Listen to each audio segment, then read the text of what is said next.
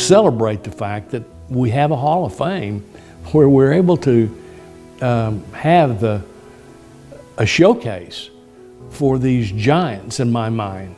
Journalism was in their blood, and perhaps not from the day they were born, but probably early on in life, they felt this need to want to tell the story. I think there's something about good journalists, regardless of media, that are competitive, not throat cutters, but who have an inner desire for the best. We absolutely understand that you must preserve, protect, and defend the Constitution, and embedded in that Constitution is the right of the press to have its freedom to do its work. The Oklahoma Journalism Hall of Fame was the brainchild of Dr. Ray Tassin, chairman of the journalism department at Central State University in Edmond. Denny Hall joined the department faculty in 1969. Ray Tassin was a competitive individual, and I think he knew that the University of Oklahoma was thinking about a Hall of Fame as well. So it almost became a land run for the first Oklahoma Journalism Hall of Fame. And I think that's when, I think it came to be when Denny Hall came on the scene. He was chairman of the department, and he needed some help with the Hall of Fame. And so he, little by little, turned it over to me. I think when Denny Hall came on the scene, and Ray Tassin, Dr. Tassin as I still call him, they came together, suddenly they had the foundation to form the Hall of Fame. Here we had the journalism Hall of Fame. Just think of all the press in Oklahoma.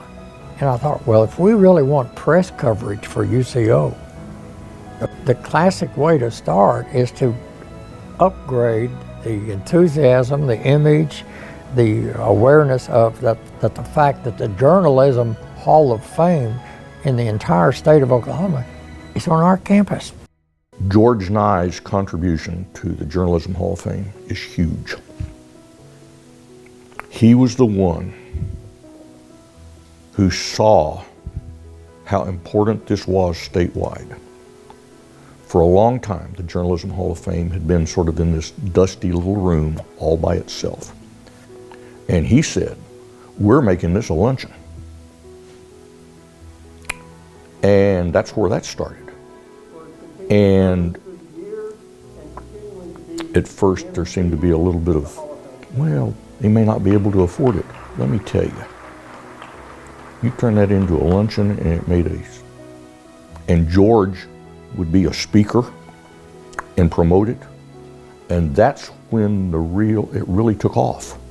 I was in the journalism building and was not sure where Dr. Clark's office was, so I had a little time before our meeting and was walking down a dark hall, really, and I see on the wall a number of plaques with images of people, and so as I looked closer, I saw the names of the members of the Hall of Fame.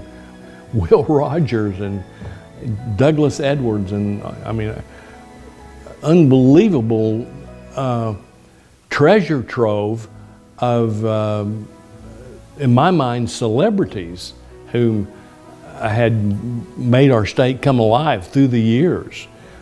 It's so obvious that it was not in a good location. When Dr. Terry Clark took over the Hall of Fame, he started to seek support from the university. That he knew for the Hall of Fame to continue, that it needed the support of the university. So he found this place where you see all the certificates, all the bios framed. You see all of what we see today because Dr. Clark went to Roger Webb and said, we need your support. And Dr. Webb agreed to that.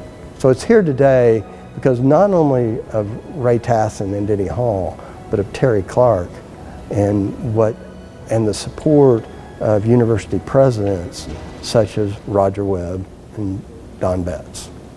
In 2019, both former UCO presidents, Dr. Don Betts and Roger Webb, were inducted into the Journalism Hall of Fame with Lifetime Achievement Awards. Both are champions of journalism, free speech, and a free press. I think there's always going to be room for the cultivation of great journalists. Maybe places like UCO and the other institutions that encourage journalism can instill the ethics and the vision of the role of journalism in American society in sufficient quantity and motivation that moves that young woman or man to the next step where she's going to be that journalist that reveals and underscores and amplifies what we need to know. That Hall of Fame is, among other things, it's there, I believe, to inspire oncoming journalists, to inspire people to come into the profession. By gosh, if this democracy is to survive, we better have 50 years more of the Oklahoma Journalism Hall of Fame.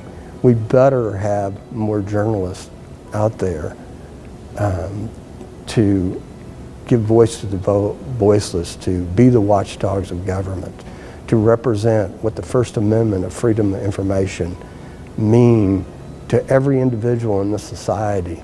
Not just to journalists, but to every individual in this society. Without a journalist to tell that story, to take those risks, to investigate, to seek the data, to seek truly the human voice behind that data, then our democracy dies. Now and into the future, it's up to us to keep the legacy alive and the Hall celebrated for the next 50 years.